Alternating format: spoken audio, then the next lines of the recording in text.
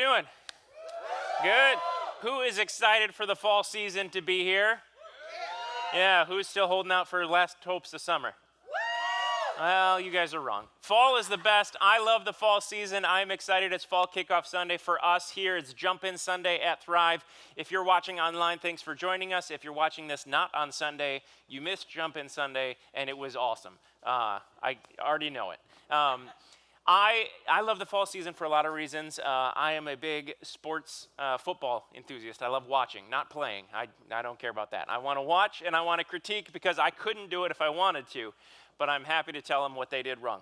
So I love that. I was actually reminiscing as I was driving across campus this last week for the home opener of CMU's football season, remembering back from a few years ago to when I was a CMU student. And I had the privilege and the opportunity to be the drum major of the marching band. And it was incredible. There's a beautiful picture I'll show you right here of something I can't do anymore, where I was leading the band across the field. And I remember the moment.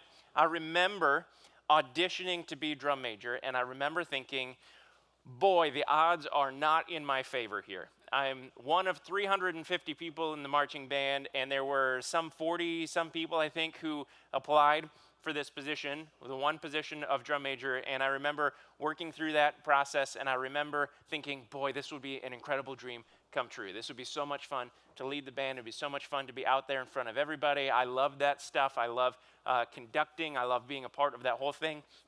And I'm like, okay, here we're going to go for it. We're going to put everything we've got into this. And so that 40-some turned down into 20-some, which turned down to like 12 who auditioned in front of the entire band, which turned down to the final 3.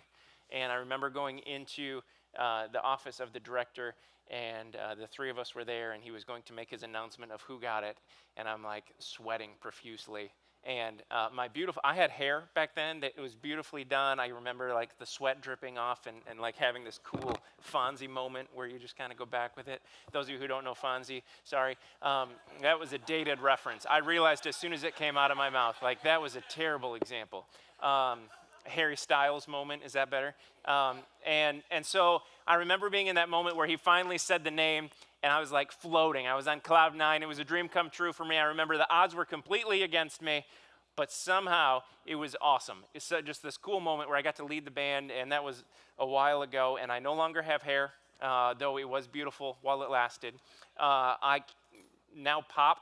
My hips pop every time I stand up because of things like that. I mean, let's be real about that picture for a second. Can we put it back up? How cool is it that there were once digital cameras that had picture quality like this? Like all 2 megapixels captured the moment, and it was insane. It was awesome. It was a while ago.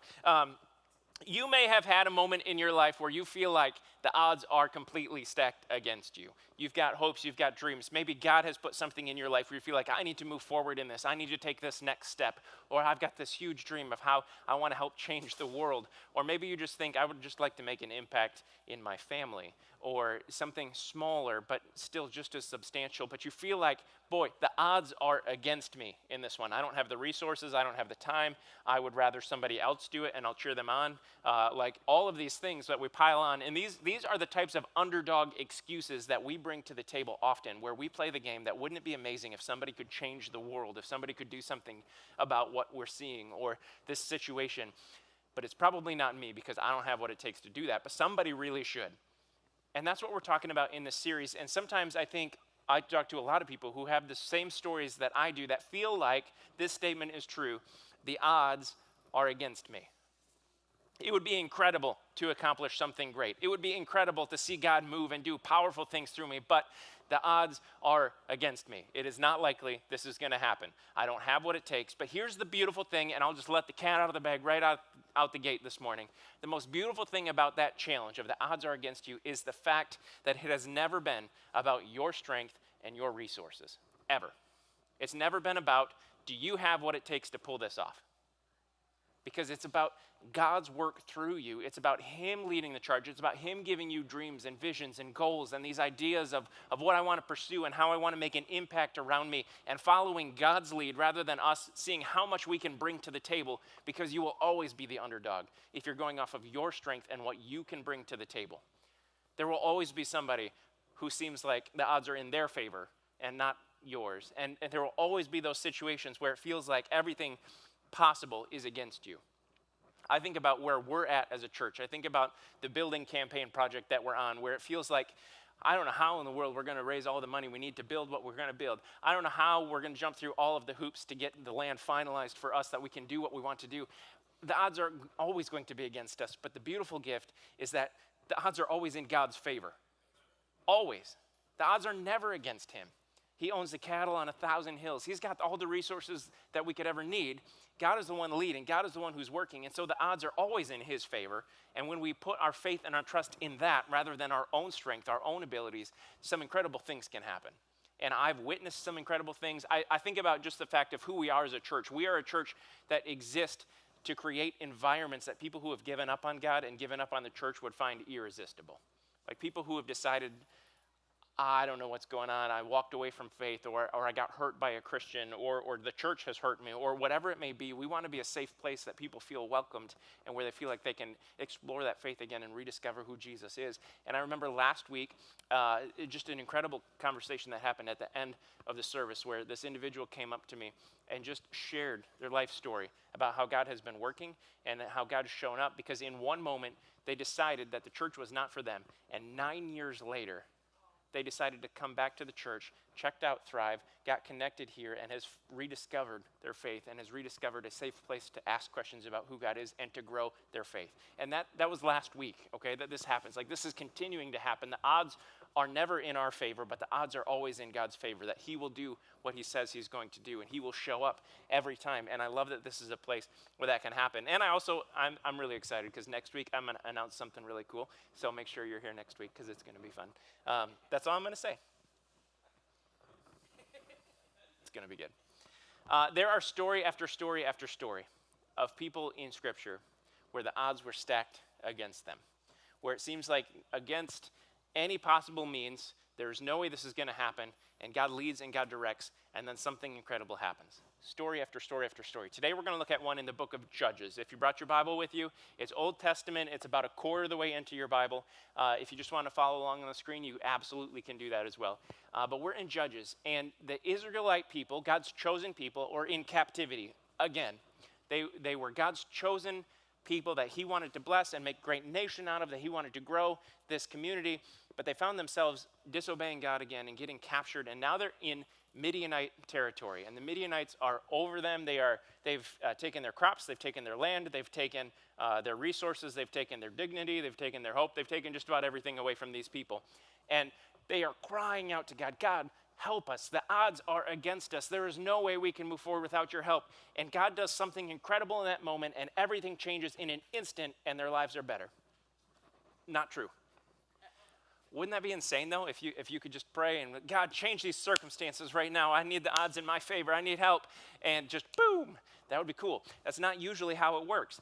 Instead of that, God sends them a leader, somebody to help them in their current situation and to move forward. And it's a leader who nobody saw coming, literally, because he was down in a pit harvesting grain where no one could see him. This man's name was Gideon. And God showed up, and there's a beautiful moment that happened in Judges 6.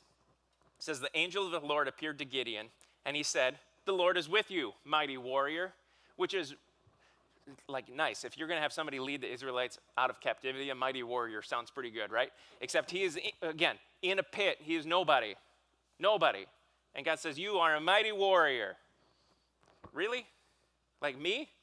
In fact, that's exactly what he said if you read on, because this underdog comes back with a great underdog response. He starts by saying, pardon me, my Lord. I think you have the wrong guy.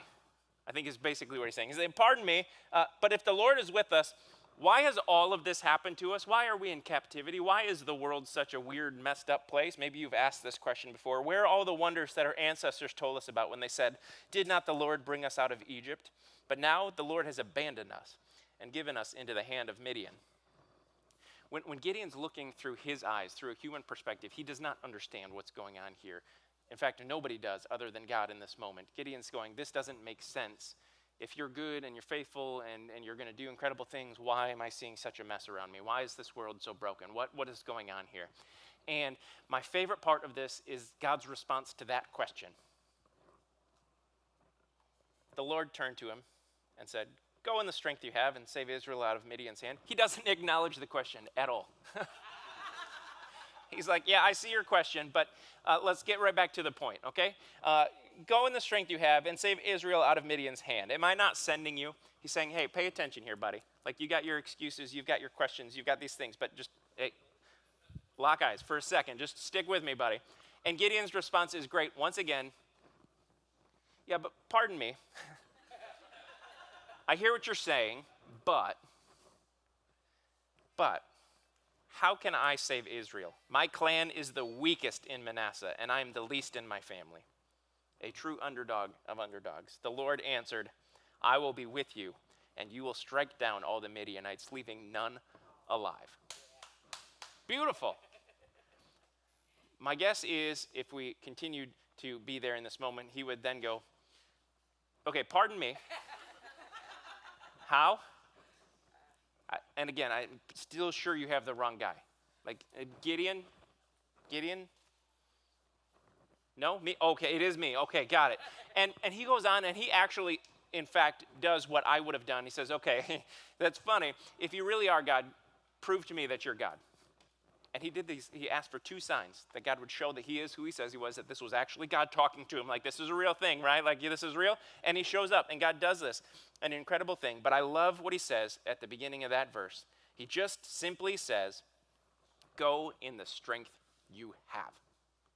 He doesn't say, build up your strength. He doesn't say, go find all of the resources you can possibly get under your wing.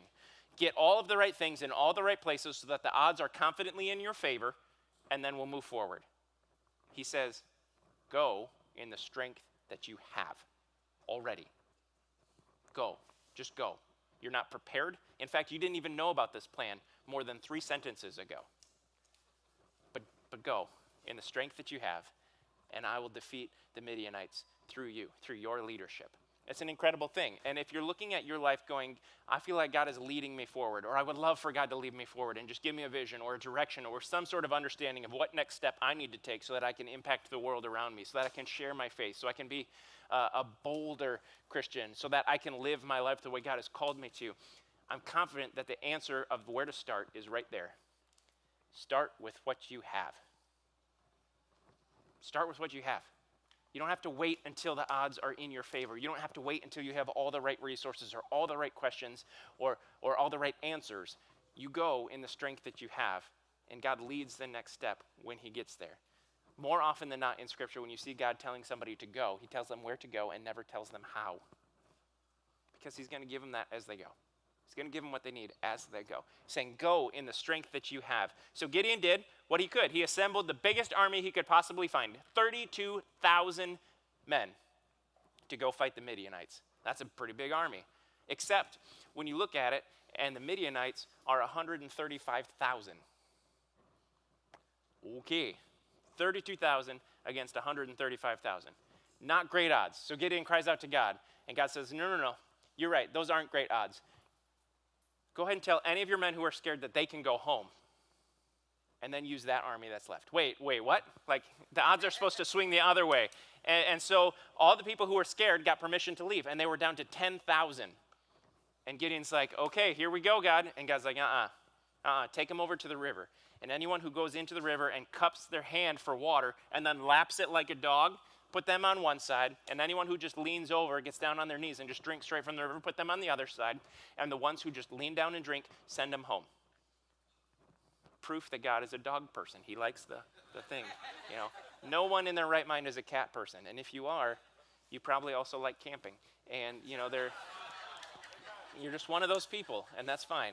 More power to you. You can have all of the cats. Have them all. So 300 men are left.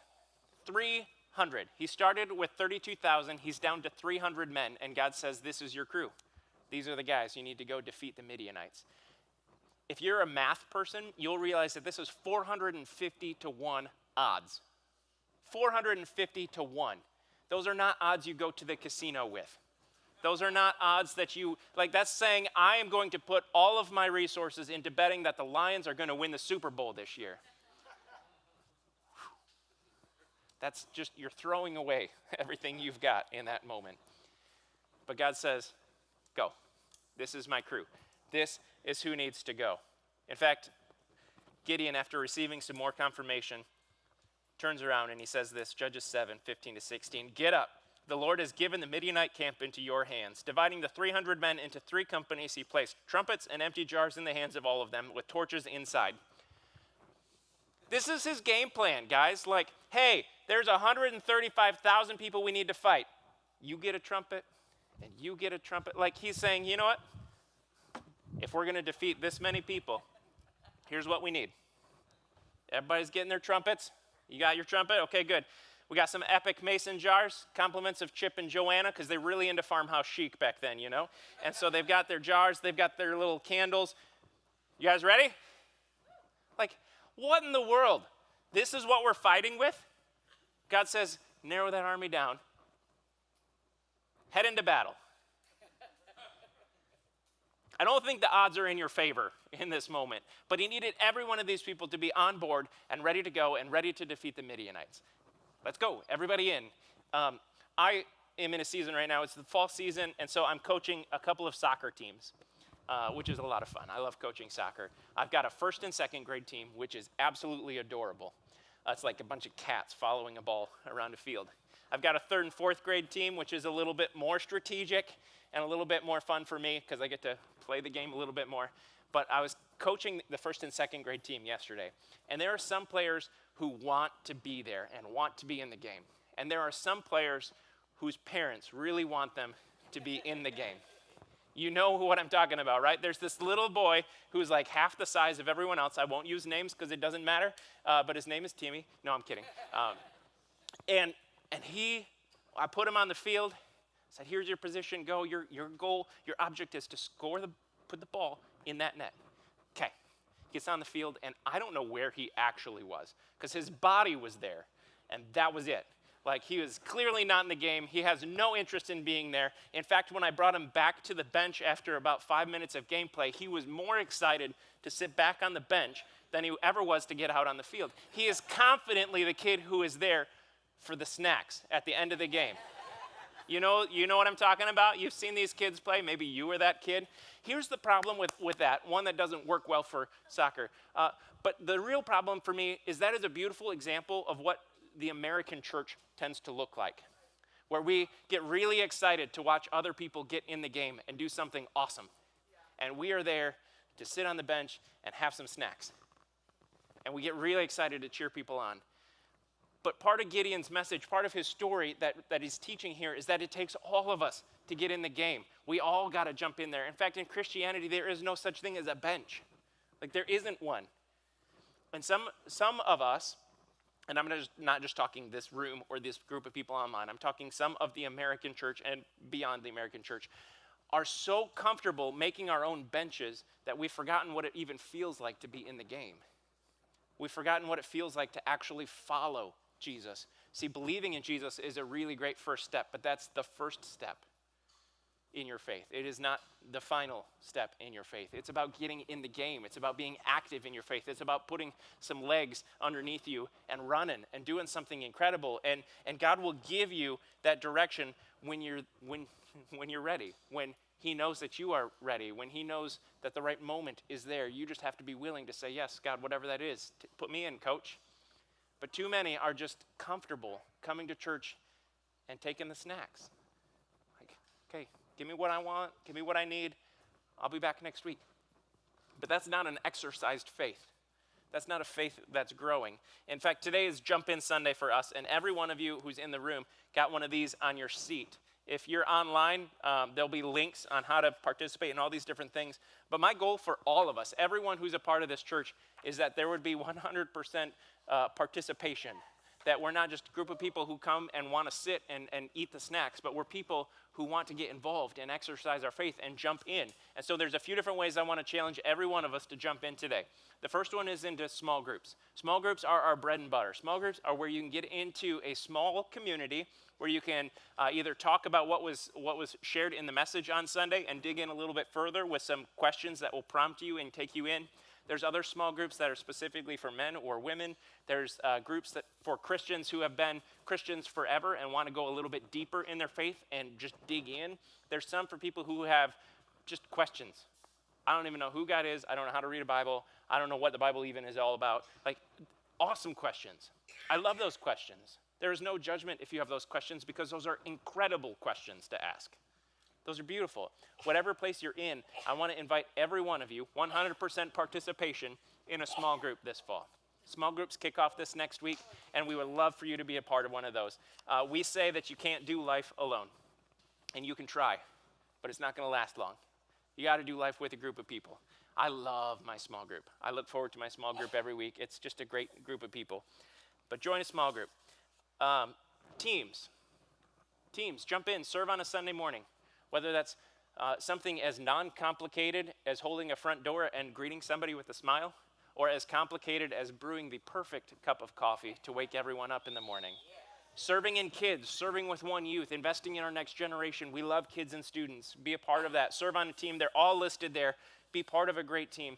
Maybe you've got excuses that you bring to the table there, like I don't have the right things to contribute, or I don't have the time to do any of this. Here's my challenge. Serve one, attend one on a Sunday morning. We got 2 services. Come serve in the first one and attend the second, or the other way around, and invest and serve so that other people can be introduced to who Jesus is and they can grow in their faith. But take your next steps there to join a group or a team. And the last one is give. Give. God challenges often the responsibility for us to give back some of what he's given to us. Jesus talked about money more than most other things because he knew how tight of a grip it has on our heart. And often the excuse on the table is, well, I'll give with whatever I have left. If I've got some left, I'll give and we'll help that way. But God flips the table and he says, no, give first. Give what you've got. Give a portion back to me and then live off the rest. Like, that's the model he teaches, that we give first and we practice that. So if you've never given, this is a challenge to give for the first time. If you're an occasional giver, my challenge for you is to take the next step and become a regular giver in what you do. If you're a regular giver, my challenge to you is to take the next step and become a radical giver who blesses people, who turns around and offers help to people who need it, who can contribute beyond whatever to see lives changed, to see the gospel proclaimed. So these are the 3 things. If you're thinking, I don't have the right resources, I don't have the right time, I don't have whatever, the same challenge that was in front of Gideon is there for you. Start with what you have. Start with what you have and see how God works and see how God blesses and see how God shows up. But jump in. I'm gonna give you time to fill this out in just a couple minutes, where I want everybody to fill this out, but I'll tell you that in a minute. I was reading some statistics this week, speaking of the odds being against you. 2022 church statistics, because I'm a nerd, okay? And I like that kind of thing. The average church in America in 2022 is 65 people. 65 people, that's it. We are statistically in the top 12% of churches in size. That's insane. Like, we're defeating all odds as a church plant that's 9 years old, and somehow we've survived 9 years, and we've got a lot more life left in us because we're scrappy and we're strong, and I'm not going anywhere, you know? And so it's good. But that also showed that only 34% of churches in the last year grew more than 5%. Tiny little percentage is growing. See, but for us, I look at this and I'm incredibly encouraged by what God is doing, because between January and May, we had 200% growth rate this year. That God is stirring and God is doing things. And even better than that, most of that growth was in kids, in our next generation, in the people who we want to invest in now, because they're not the church of tomorrow, they're the church that's right in front of us. They are the church of today, and so we want to invest in them. It's so good. But the statistic that kills me is that the larger a church is, the less likely an individual is to participate, to give, or to volunteer. The more likely you are just to hide and let other people carry the load. We all got to pitch in. We're all part of the team. We're all in the game. Nobody's sitting on the bench. We're part of this together. We're serving. We're jumping in together. Jesus said the harvest is plenty, but the workers are few, meaning all of us need to step into the game if we want to see lives changed, if we want to see this community changed, if we want to see this community impact the world and see the world changed, if we want to see that grow, it takes all of us jumping in and being a part of that story. Let me take you back to Gideon and the end of his story. Judges 7, not even the end of his story, the end of this story. When the 300 trumpets sounded, which was a beautiful sound as a trumpet player, it's just a great, gorgeous sound. I'm assuming they were all in tune, perfect pitch. the Lord caused the men throughout the camp to turn on each other with their swords. So this whole plan of how in the world are we going to defeat all of these people is that they confused them so much that they fought themselves. 135,000 people died because of themselves, because they were so confused by what was going on. This is something where if Gideon would have shown up to the table with all the resources and all of the right things to defeat the Midianites, he would have gotten the credit for leading this charge. But there is no way in the world that he could have come up with this plan. That means only God could have, and that means only God gets the credit. And I love stories like that because it shows that it is not about our strength and our resources. It's about what God has blessed us with. It's what God shows up to the table with and how he defeats the odds, because the odds may always be against us, but the odds will always be in his favor. Always. And so God shows up and God defeats them. And here's my challenge to each of us as we head into this next week. Stop limiting your calling. Stop thinking, I don't have what it takes. I don't have the right resources. I'm not strong enough. I'm not smart enough. I don't have what it takes to do this. The odds are against me. Yep, they are. But they are always in God's favor. And when he's leading, you're going to see victories. When God's leading, you're going to see his hand at work. And you're going to be amazed by what he does. It's incredible. Let me pray. God, I pray this week as we lead and as we step forward that you would bless us like crazy, that your hand would show up and that we would see only God miracles in front of us. That there are so many things that we can't explain, but we don't have to because we know that you are the one leading and you are the one in charge. God, I pray that you would guide our steps, that you would teach each of us what our next steps are in our faith, to how to live for you, how to step into the game maybe for the first time or after a while of being wounded and coming back to the church, whatever that may look like. God, I pray that you bless like crazy and that you change lives in this place and that you change this world because of the steps we're taking forward. God, we ask your blessing in Jesus' name.